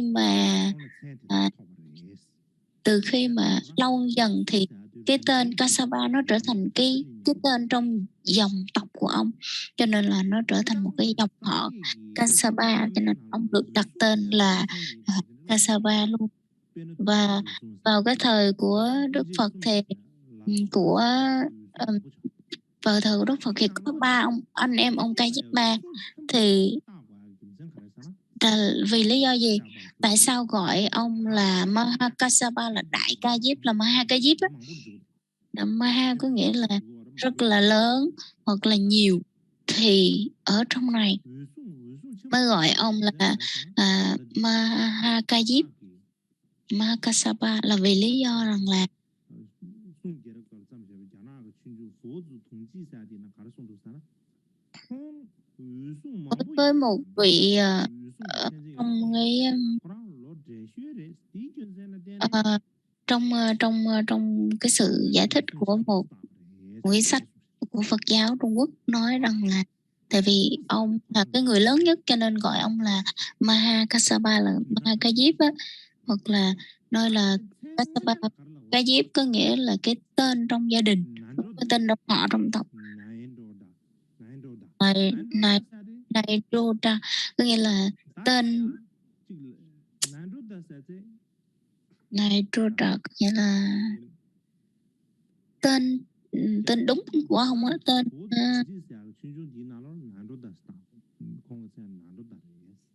tên của về của ngài Mahakajip gọi là Nairoda.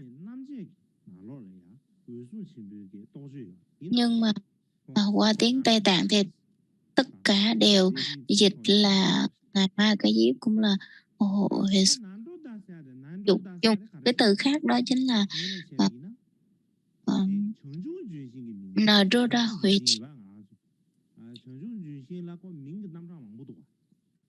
Giống như ở Tây Tạng có một người tên là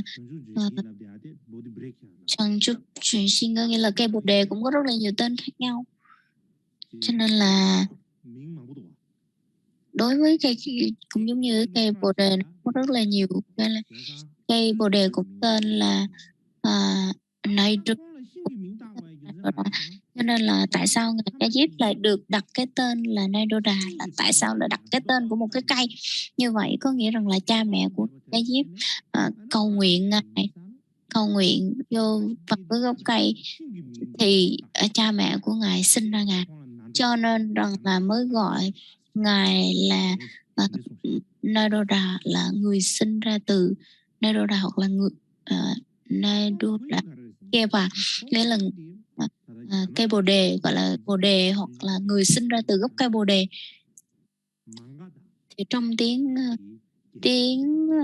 trong Phật giáo sử liệu của Trung Quốc thì nói rằng là ngài sinh ra tại vùng Ma Kiệt Đà. Cha của ngài tên là Bakila, tiếng Tây Tạng gọi là Serikia. Và nhưng mà trong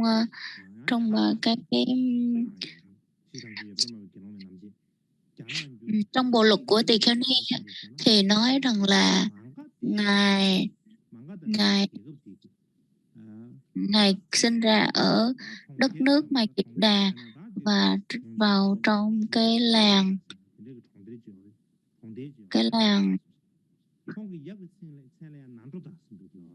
Naroda, trong cái làng Naroda, và cha của ngài cũng tên là Naroda luôn. Cho nên là vào cái vùng đất đó tên là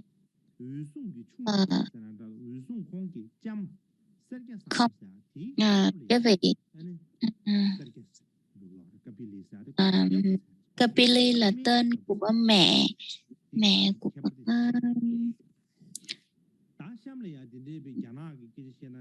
tên là mẹ của ngài là Kapili. Nói chung là trong lịch sử thì họ đưa ra rất là nhiều cái sử liệu khác nhau, cho nên mà cái chủ yếu của mình đó chính là trong luận của Tỳ Kheo Ni, độc luật của Tỳ Kheo Ni, thì cha của ngài Kajip đang nói tới cha của ngài Kajip rất là giàu tài sản vô hạn luôn.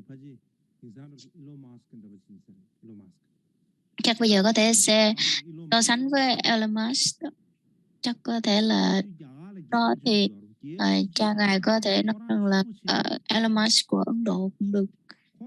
Và gia đình của ngài Kajip rất là giàu hơn các người giàu trong các cái vương quốc của Ấn Độ thời bây giờ luôn, và có thể so sánh với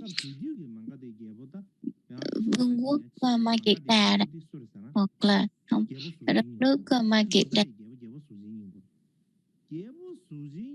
Vua Bình Sa Vương, vua Bimbisara, vua Bình Sa Vương là một vị vua rất là giàu, nhưng mà lúc đó là ngài bởi vì vua Bình Sa Vương dùng vàng để cày ruộng bằng vàng. Nhưng mà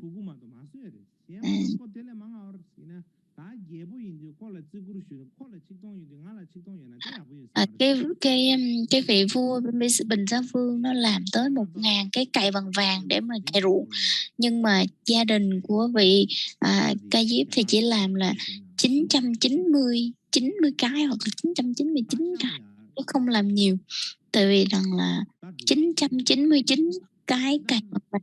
Mục đích là để mà gọi là cũng như là tôn trọng vị vua, bởi vì mình không có giàu hơn vua. Nên là thời đó thì ngài Ca Diếp đã có gia đình và lúc nào cũng cầu nguyện để mà mình có được con cái đó, nhưng mà không được cầu cho cầu đến rất là nhiều vị thần khác nhau, xin dạy cho con có thể sinh được đứa con trai con gái hoặc là đứa con trai. Nhưng mà ngài Ca Diếp thì vẫn không có con, cho nên ngài rất là buồn, không có sinh được con nào, cho nên ngài rất là buồn. Lúc đó thì tài sản vật chất của ngài rất là nhiều, nhưng mà không có sinh được con trai, cho nên là ngài rất là buồn, bởi vì người nói nghĩ rằng là lúc đó thì cái dòng tộc của mình sẽ bị đứt đoạn, tại vì mất đi, không có người nối dõi, cho nên người mẹ của ngài rất là buồn. Thấy ngài vậy mới nói rằng ôi con trai, chúng ta ở xung quanh mình có một cái cây tên là Naroda, như vậy thì cái cây đó rất là linh thiêng, cho nên cây bồ đề rất là linh thiêng, cho nên rằng là nếu như mà bởi vì rằng là cái làng của mình có cái cây Naroda, cho nên rằng là mới đặt cái làng của mình tên là cái làng Naroda. Cho nên là hồi xưa cha của con cũng không có sinh được con, đi tới cái cây đó cầu nguyện. Và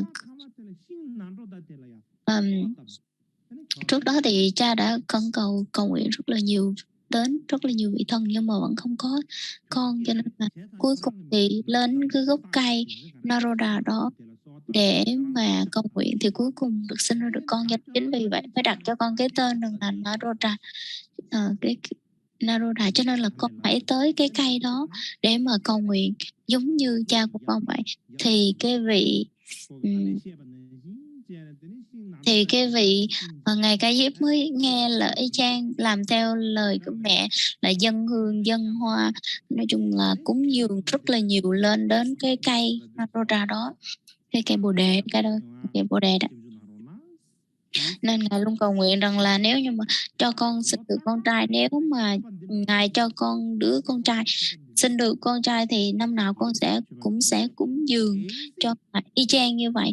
Nếu như mà ngài không cho con sinh được con trai thì con sẽ đào cái gốc của cái cây này lên, cắt ra từng khúc rồi phơi nắng, xong rồi đốt cái gốc cây đó luôn, đốt hết từ gốc rễ đi xuống, xong rồi lấy cái tro của đốt cái cây đó, xong rồi lấy cái tro tàn đó đổ xuống dưới sông. Cho nên rằng là cái vị thần cây của cái vị thần ở trong cái cây đó, vị thần cây đó ông rất là vị thần đó dường như rất là khiêm cung, dường như rất là sợ hãi. Cúng cái vị ngài Ca Diếp cúng dường thì rất là thích, cầu nguyện thì rất là thích. Nhưng mà khi mà ngài Ca Diếp hăm dọa như vậy thì nếu như mà ông không có cho tôi được tọa nguyện thì ông sẽ xem ý của tôi. Vị thần đó thì cái vị thần nó tỏ ra một cái thái độ rất là sợ, cho nên là cái vị thần đó nghĩ cái sự đe dọa đó rất là sợ, cho nên rằng là cái vị thần đó không có năng lực cho ngài Ca Diếp con được đâu, cho nên là mới trình lên tứ đại thiên vương, tức là vị ở trên cao hơn, thì mới thưa với cái vị vua đó, thì vị vua giống như là vị vua cai trị các vị thần ấy, thì mới nói rằng là mới nói trình bày cái sự việc vậy. Nếu mà con không có cho ông này sinh con thì chắc lẽ là ông này ông sẽ chặt cái cây này vào, sẽ gây rất là nhiều rắc rối. Cho nên rằng là cái vị vua mà cai trị cái ông thần đó mới nói rằng là sinh con trai hay sinh con gái thì đều là phải nhường nơi ổng, chứ còn chúng ta không có làm được bất kỳ một cái việc gì đâu.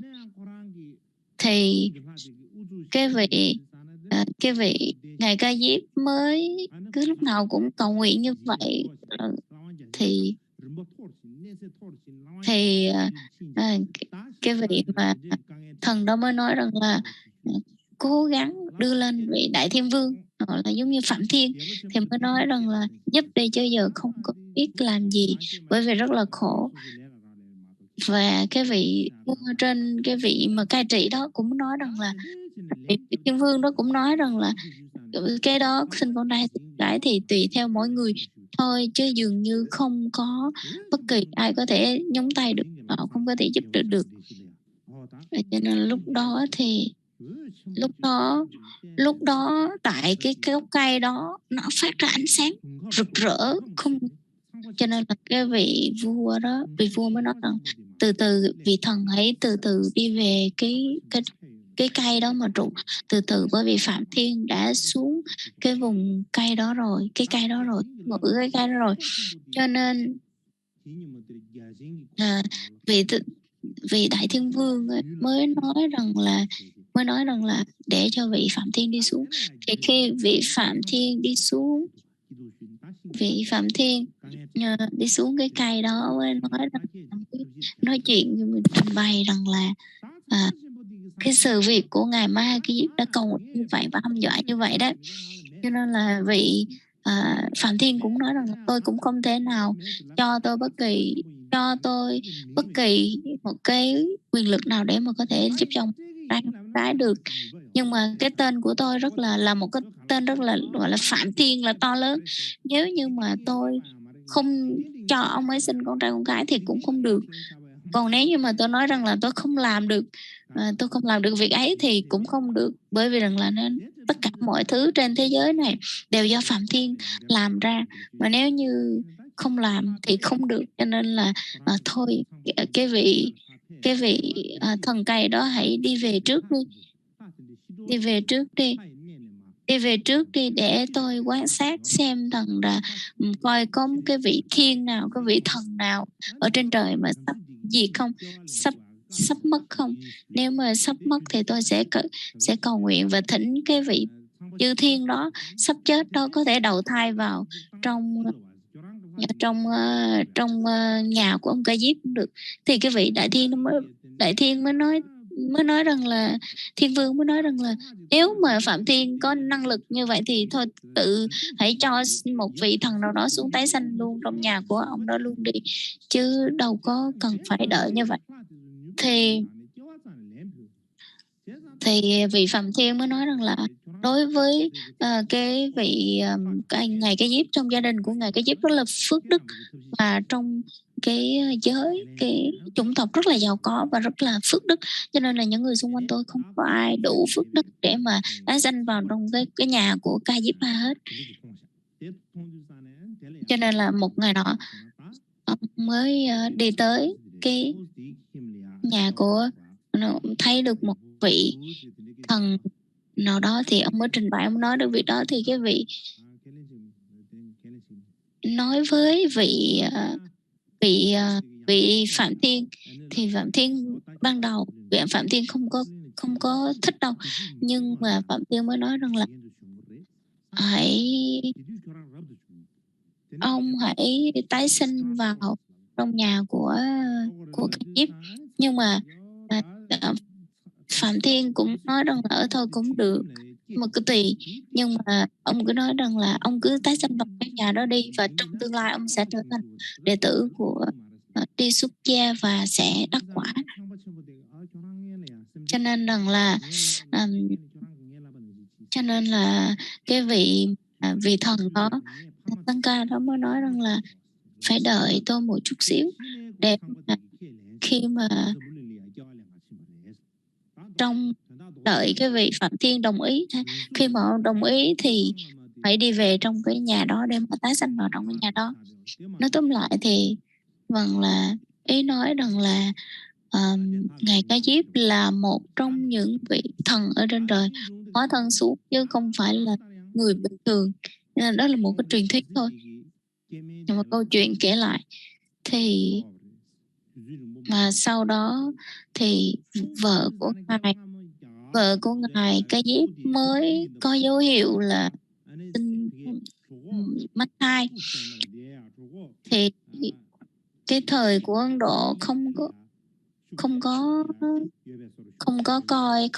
cái hồi đó thì không có siêu âm, nhưng mà có dấu hiệu rằng là nếu như mà cái đầu của đứa trẻ đó nó để hướng nào, người ta sẽ sờ cái bụng, người ta sẽ thấy được rằng cái đầu của đứa trẻ để hướng nào thì đó là sinh con trai hay sinh con gái gì đó. Họ có những cái dấu hiệu cái cách đặc biệt để mà kiểm tra xem là trong bụng đó là con trai hay con gái.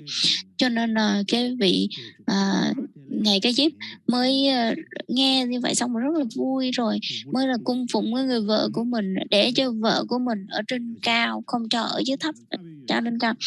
Cần cái sự như người vợ mà cần nóng thì sẽ cung cấp cái hơi ấm, muốn nóng thì sẽ có nóng. Thời tiết ấy, muốn nóng sẽ có nóng, muốn lạnh thì sẽ có lạnh, rồi muốn ăn cái gì sẽ đều được cung cấp hết, với mục đích là sẽ có đứa con trai, làm cho cái người vợ này được thoải mái để mà có thể bầu và sinh con, làm cho mọi cách để cho người vợ được vui. Cho nên là cho tới khi mà người vợ này sinh ra đứa con thì ngài sẽ không cho cái người vợ này xuống dưới đâu, chỉ cho ở trên lầu thôi.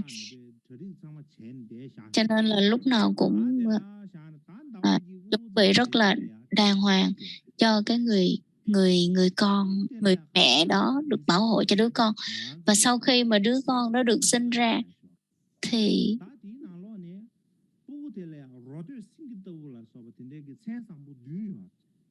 và đứa con đó thì có trong 32 tướng tốt của Đức Phật thì đứa con của vị Ca Diếp này có 7 cái tướng tốt.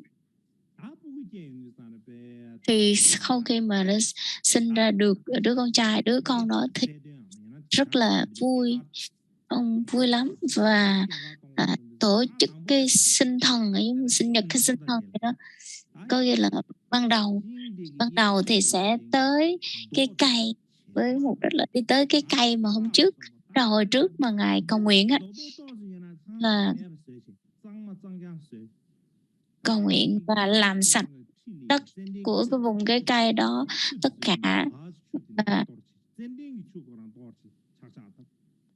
và là tưới nước là phải tưới nước của cây chiên đàn, tưới nước của chiên đàn chứ không phải là nước bình thường, và cung phụng tất cả mọi thứ tốt nhất, đẹp nhất lên, cúng dường dâng lên cái cây, và bố thí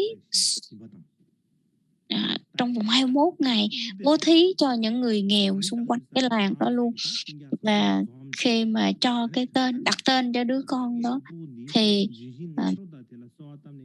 thì ông mới, lúc đó ông mới nói rằng là Ngài Ca Diếp ấy, Ngài mới nói rằng là đặt cho cái tên là Narota lệ kia, bằng nghĩa là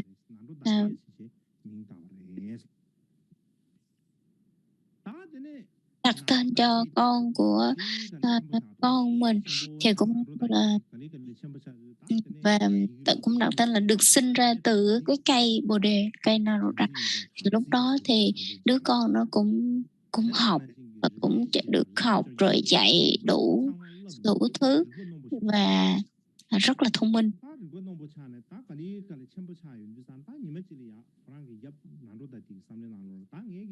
Và một ngày nọ ông mới nghĩ rằng là đứa con trai đó rằng là giàu có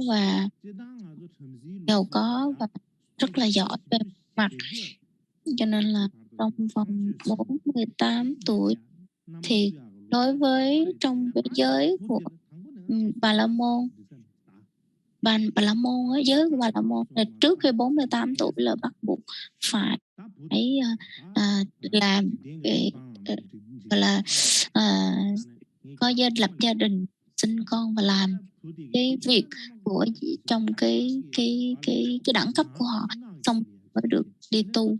Nhưng mà sau đó thì ngài Ca Diếp mới nói rằng là nhưng mà con của ngài thì ngài không có muốn như vậy, mà ngài muốn con trai của ngài phải đi tu xuất gia và phải tu và làm như vậy. Nhưng mà ông nội là cha của ngài Ca Diếp mới nói rằng là không được, bắt buộc phải để cho đứa trẻ này nói giỏi tông đường, chứ không thể nào mà cắt. Cho nên rằng là cuối cùng thì ngài mới nghĩ ra được một cái phương pháp, đó chính là nói với cha của mình, đó chính là hãy cho con một ít vàng, một loại vàng, không biết nó giống như nào. Tiếng Hoa gọi là mây quan chin, không biết cái loại vàng gì,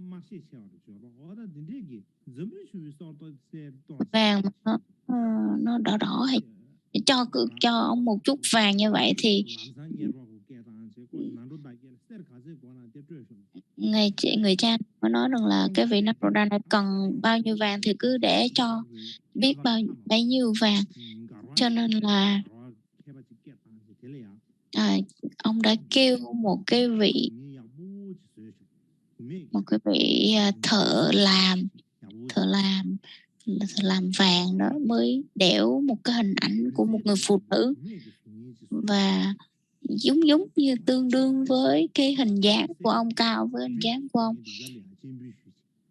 và cúng dường, gọi là đem cái hình tượng của người phụ nữ mà mới vừa làm được cái tượng đó mà đưa cho ông cha xem.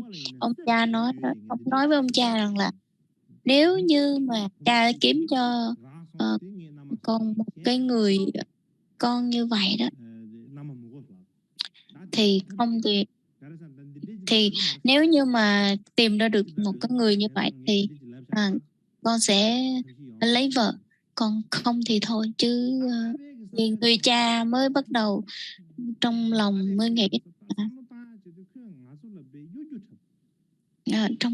rằng là người con này không có nghĩ gì tới cha mẹ hết, bởi vì đi kiếm đâu ra một người phụ nữ mà cái màu vàng, mà cái hình ảnh cũng màu vàng, mà lúc nào cũng phát tán ra như vậy, thì làm sao được. Cho nên người cha này rất là buồn, và người cha này là một cái dòng dõi của Bà La Môn, cho nên có rất là nhiều người đệ tử, người học trò.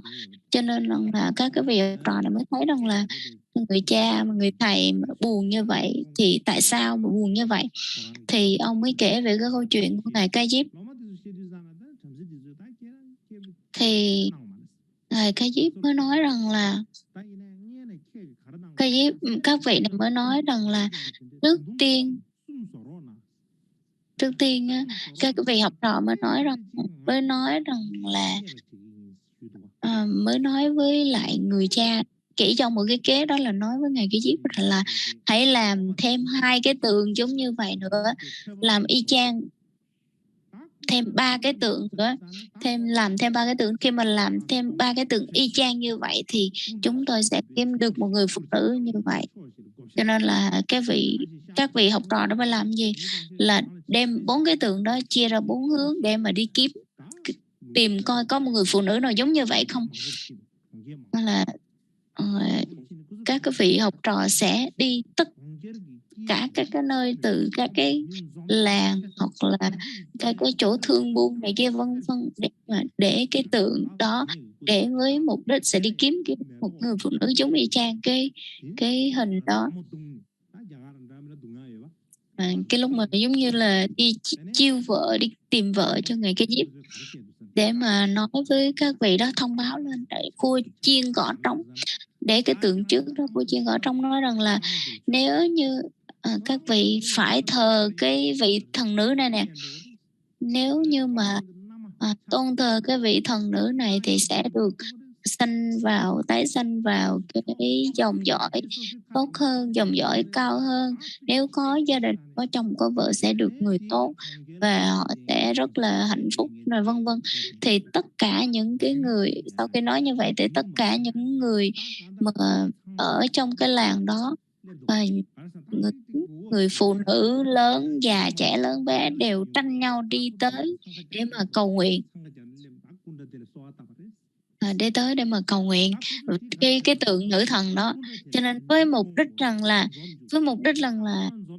rằng là để cho các dân chúng họ tới đảnh lễ cái tượng đó, thì tất cả những người nữ sẽ tới đó đảnh lễ và thờ cái gọi là tới cúng dường cái vị thần nữ đó, cái tượng đó, với mục đích là để đi tìm phụ nữ tìm phụ nữ thôi, kiếm coi có cô gái nào mà trúng trong cái tượng đó không thôi. Và đi tìm hoài nhưng mà cuối cùng thì kiếm không ra. Và khi mà kiếm không ra thì từ bốn hướng để đi chung 4 hướng đông tây nam bắc đấy, thì đông tây nam bắc đều cũng không có đi kiếm được không tìm được cái một người phụ nữ nào giống như vậy hết. Cho nên là cuối cùng mới đi nói với ngài Kế Diếp rằng là nói với cái vị ông cha đó, nói với cái vị cha đó, nói rằng là không tìm ra được, thì vị cha nó cũng buồn, nhưng mà cuối cùng phải đi về hướng trong đó mới cái 3 hướng thôi, còn một hướng Tây nữa. Hướng Tây thì đợt sau chúng ta sẽ kể với cái câu chuyện thì hướng Tây sẽ có cái gì. Chúng ta kết thúc tại đây, xin cầu hồi hướng.